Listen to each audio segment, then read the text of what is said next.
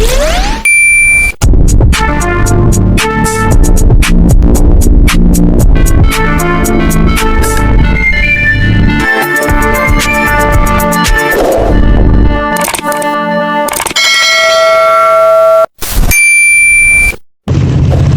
umaga mga katoto. Sisilipin po natin yung ating taungan, pati yung ating yung mga container, tsaka yung project po ng gobyerno. Silipin natin kung kakayanin ba yung signal number 3 dito sa Las Piñas sa bagyong Juan. Mabigat daw po yung bagyo. Ingat po tayo. Ito po ngayon ang tsura ng hangin dito po sa Las Piñas. Mga ibon nagliliparan. Ang kasama ko po ngayon ay sina Tayong tsaka si Papo po ngayon. Magtutrok tayo.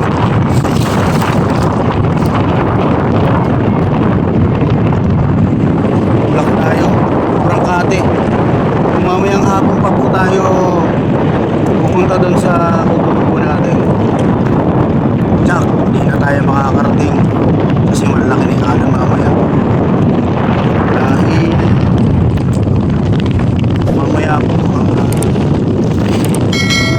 pinakaset yung direksyon, dadaanan po ang ating lugar Las Piñas kahapon po.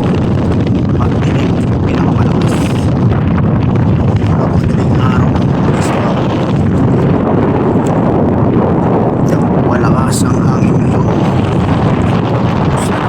Kaya natin sa tapungan, tuloy na naman ang ating magalawalain. Dito na po tayo ngayon mga katoto sa ating punting kubo. Kaya lang hindi payos, pero may pasimula na. Yung pinatag natin shellfish cobra. Ito po yung hinahabol natin, yung mga container natin na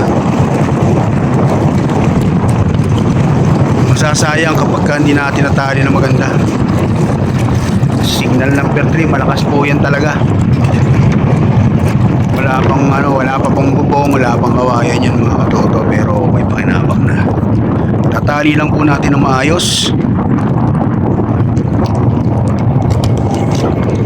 Yung container kasi hindi maganda pagkatali, sayang din yan. 60 ang isa dyan. Ayan po, silipin lang din natin. Okay na nga mga katoto, nilagay na natin sa sahig lahat. Ngayon po ay uwi na tayo. Inaabot po tayo ng ulan mga katoto. Medyo may kalakasan na po yung hangin ngayon. Uwi na po tayo, namumuti na po sa laot. Paumpisa na po siya.